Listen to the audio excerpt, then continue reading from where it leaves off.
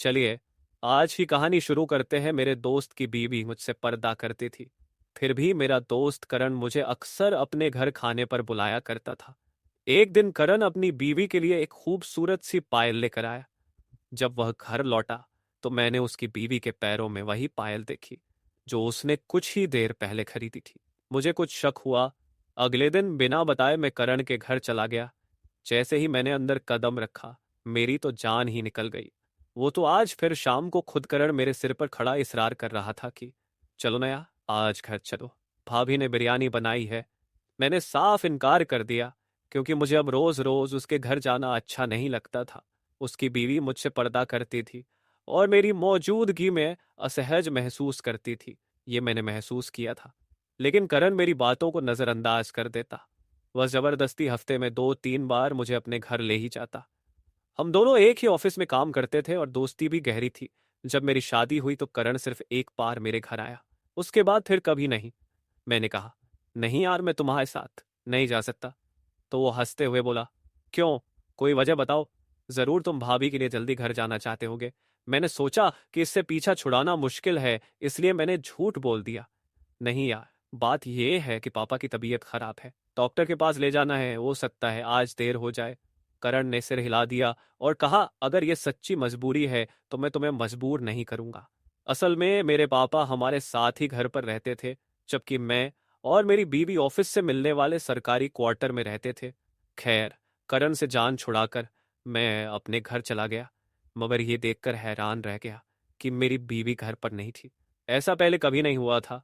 हमारी शादी को 2 साल हो चुके थे और हर बार जब भी मैं ऑफिस से लौटता वो घर पर ही मिलती।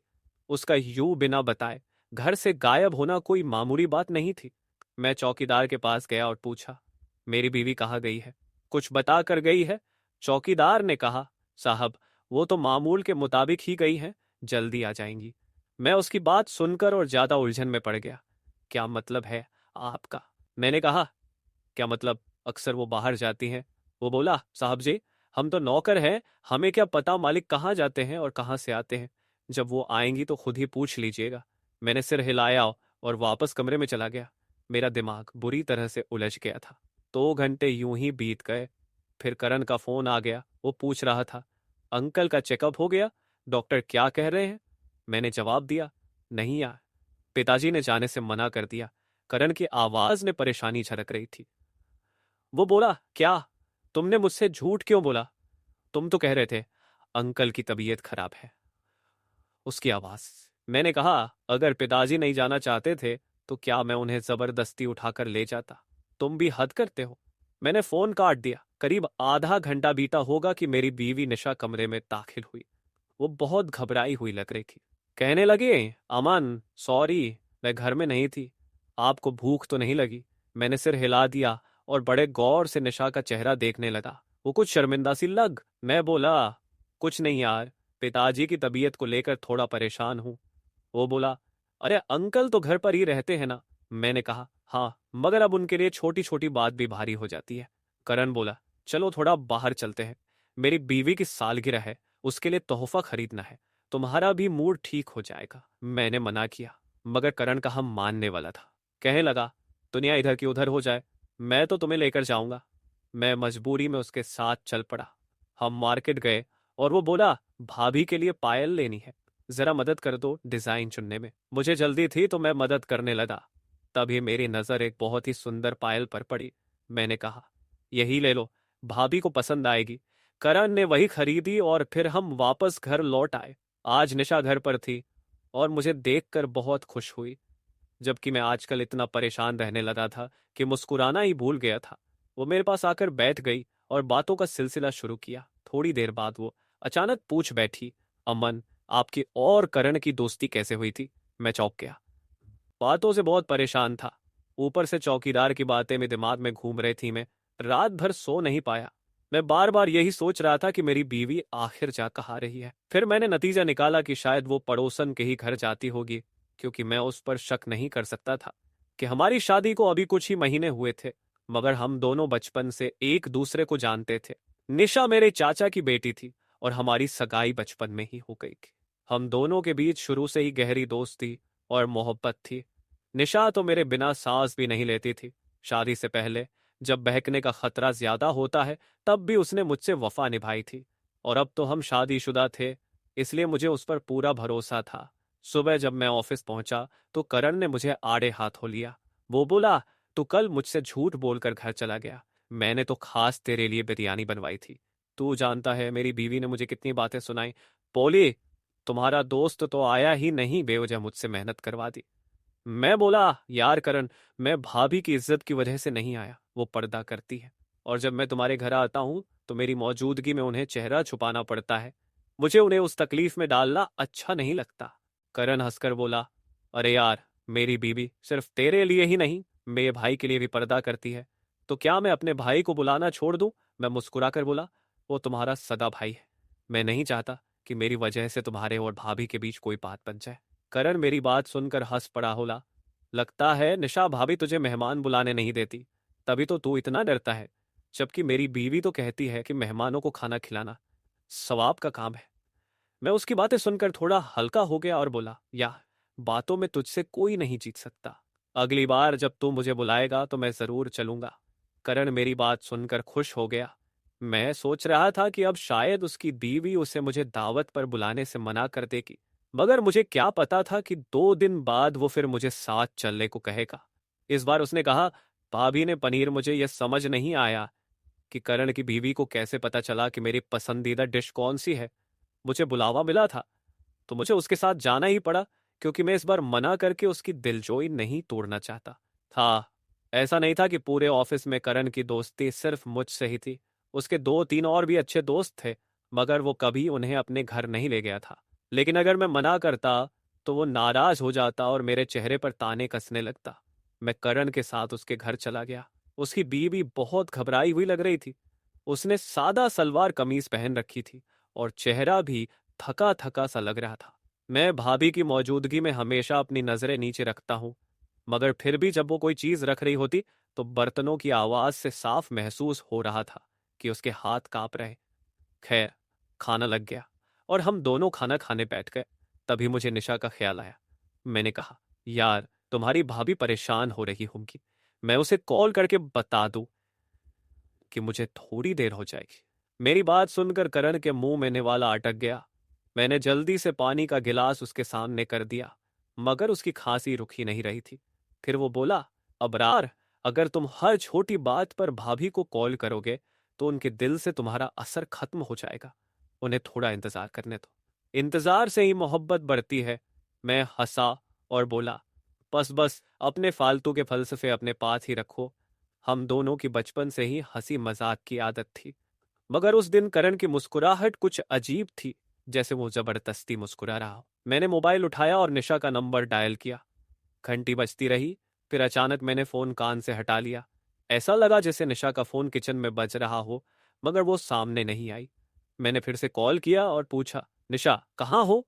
उसकी गुस्से से भरी आवाज आई। मैंने कहा, जाना है, मैं तो घर पर ही हूं। आप बताइए, आप कहाँ हैं? मैं कब से आपका इंतजार कर रही हूँ। मैं बोला, यार सॉरी, बताना भूल गया था। दरअसल करण के घर आ गया था, मैंने यहीं खाना खा लिया है, तुम भी खा लेना। फिर मैंने फोन रख दिया और खाना खाकर घर चला आया। जब मैं घर पहुंचा और दरवाजा खोलने लगा तो किसी अजीब से एहसास ने मुझे रोक लिया। मैंने चौकीदार से पूछा, खान साहब, आज बेगम साहिबा कहीं गई थी क्या? उसने सर हिलाकर कहा, जी गई थी, अभी 20 मिनट पहले ही वापस आई है। मैं हैरान रह, 1 घंटे पहले मैंने निशा को फोन किया था और वो कह रही थी कि घर पर है। मैं कमरे में गया तो निशा मुंह फुलाकर बैठी थी। मैंने उसके सामने बैठकर पूछा, क्या बात है निशा, तुम गुस्से में लग रही हो? वो बिना मेरी तरफ देखे बोली, क्या मुझे पूछने की भी जरूरत नहीं रही अब? आप रोज रोज दोस्त के घर चले जाते हैं, मुझे तो अब लगने लगा है कि आप मुझे तो अब लगने लगा है। मैंने उसके चेहरे की तरफ गौर से देखा और कहा, निशा, ऐसा होता है ना कि इंसान हर किसी को अपने जैसा समझने लगता है। जो खुद धोखा दे रहा होता है उसे हर कोई झूठा लगता है। वो घबरा कर बोली, आप क्या कह रहे हैं? ये कैसी बातें कर रहे हैं? मैं हंसा और बोला, अरे यार, मजाक कर रहा था, तुम तो सच में डर गई। उसने बड़ी मुश्किल से जवाब दिया, नहीं नहीं, मैं क्यों डरूं? मुझे तो हैरत हो रही है कि आप बिना बताए घर से चले जाते हैं और फिर उल्टा मुझसे सवाल करते हैं। मैंने उसका हाथ पकड़ लिया और बोला, निशा, जब कोई बिना बताए घर से चला जाए तो क्या होता है? वो बोली। ये गलत बात होती है। मियाँ बीवी एक दूसरे का लिबास होते हैं, उन्हें सब कुछ आपस में शेयर करना चाहिए। मैं बोला, जब पति बिना बताए जाए तो गलत होता है, मगर जब बीवी जाए तब। वो अपना हाथ छुड़ाकर बाहर चली गई और बोली, अजीब बातें करते हैं आप,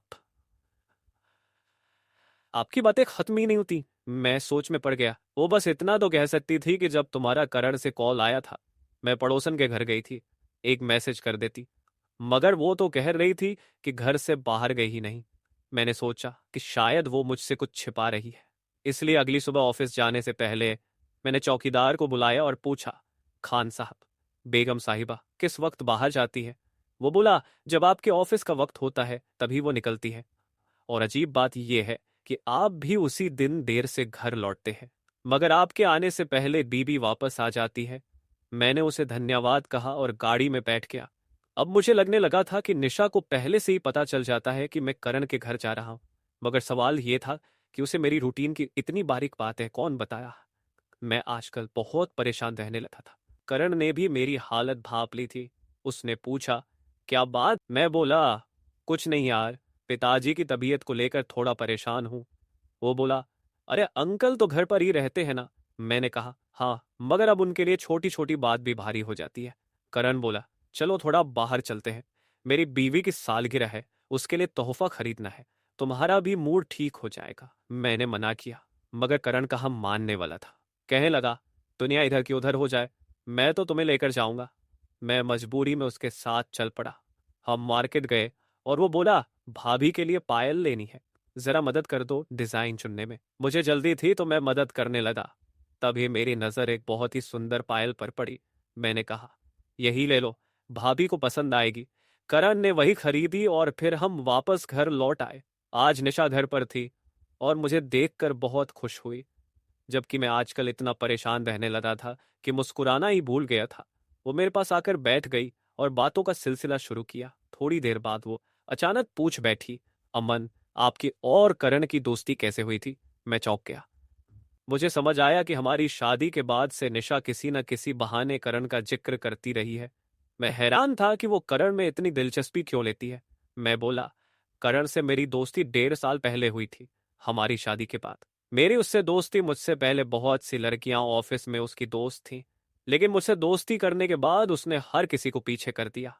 अब तो हर वक्त मुझसे ही बातें करता है, मुझे ही हर जगह अपने साथ लेकर जाता है, यहां तक कि अपने घर भी लेकर जाता है। मैं तो मना कर देता हूं, क्योंकि उसकी बीवी पर्दा करती है और मुझे रोज रोज उसके घर जाना अच्छा नहीं लगता। मगर ये करण मेरी बात समझता ही नहीं है, हर चीज में मुझसे जिद करता है। अब तो मैं उससे तंग आ गया हूं। निशा जल्दी से बोली, किसी के मोहब्बत से तंग नहीं होना चाहिए, खुशनसीब इंसान वो होता है जिसे सच्चे दोस्त मिलते हैं। मैंने सर हिला दिया। आज मैंने पूरी तस्वीर निशा के सामने रख दी थी, करण और मेरी दोस्ती के बारे में। तभी निशा ने मेरा हाथ पकड़ लिया और बोली, अमन, अगर आपको कभी पता चले कि करण ने आपको धोखा दिया है तो आप क्या करेंगे? उसके सवाल पर मेरे कान खड़े हो गए। मैं बोला, किस किस्म का धोखा? बिजनेस के मामले में या निजी जिंदगी में? वो बोली, पूरी जिंदगी में।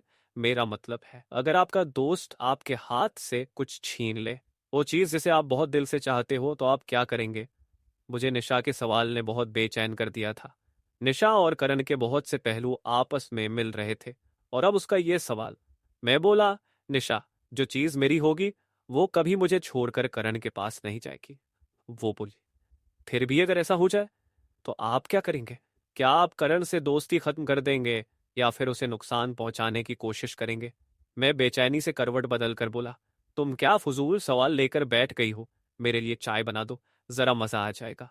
मगर वो बिना कुछ कहे किचन में चली गई। मैं सोच में पड़ गया था। अब मैं चाहता था कि हर चीज बिल्कुल बेनकाब होकर सामने आए, और अगर इसके लिए मुझे सख्ती करनी पड़ी तो मैं पीछे नहीं हटूंगा। अगले दिन जब मैं ऑफिस से लौटा तो मेरी जान ही निकल गई। निशा ने वही पायल पहन रखी थी जो कल करण ने अपनी बीवी के लिए खरीदी थी। मैं बोला, निशा, ये इतनी खूबसूरत पायल कहाँ से मिली? तुम्हारे पैरों पर बहुत जच रही है।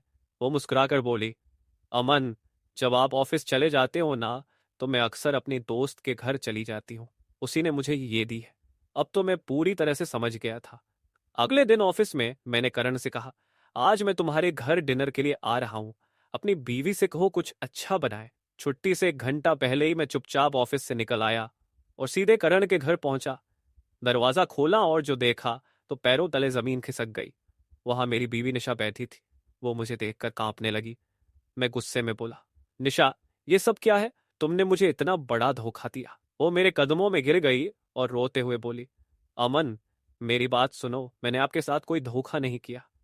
आप तो जानते हैं कि आपकी मंगेतर के घर 2 जुड़वा बेटियां थी, दोनों एक जैसी शक्ल की, एक जैसी रंगत की। आपकी मंगनी निशा मेरी जुड़वा बहन से हुई थी और वो आपको बहुत चाहती भी थी। मगर जब शादी की तारीख तय हुई तो वो बेचैन हो गई। शादी से 1 दिन पहले वो घर से भाग गई, एक चिट्ठी छोड़कर कि वो किसी और से मोहब्बत करती है। पिताजी ने मेरे आगे हाथ जोड़ दिया और कहा, शाजिया, हमारी इज्जत बचा लो। और मैं मजबूरी में दुल्हन बनकर आपके साथ रुखसत हो गई। घर वालों ने सबको यही बता दिया कि निशा की मौत हो गई है। मैं तब से निशा बनकर आपके साथ रह रही। फिर एक दिन करण हमारे घर आया। उसने मुझे पहचान लिया और निशा से बात करवाई। उसके बाद हम दोनों मिलने लगे। करण जब आपको जबरदस्ती अपने घर बुलाता था तो इसलिए ताकि मैं और नदिया मिल सके। जब आप लिविंग रूम में होते, हम दोनों कमरे में होते। मैं पिछले दरवाजे से आपसे पहले घर लौट आती थी।